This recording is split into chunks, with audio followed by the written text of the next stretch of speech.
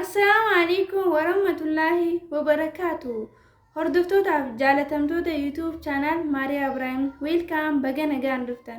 Arrantanallee walitti dachaane jirragaa subscribe like share comment gootanii na jajjabeessu hin dagatina.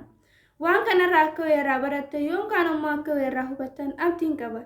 Jiruu addunyaa kanaa keessatti waan dhabde ilaaltee of hin aarsin. Waan rabbiin keessiif kan ilaaliitii of gammachiisi. Namni sirra caalu hedduun tokko akkuma jirutti adillee nama hedduu tokkorraa akka caaltu of hubachiisi. Nama obsa qabutu wayitti achi ba'a. Nama gaarii filachuun kee durarra ifii keetiif nama gaarii ta'e. Nama qabeenya qabu argachuun salphaadha. Garuu nama beekumsa qabu argachuun hedduu ulfaata. Hayyummaan hiyyummaa caaluun wallaalummaadha.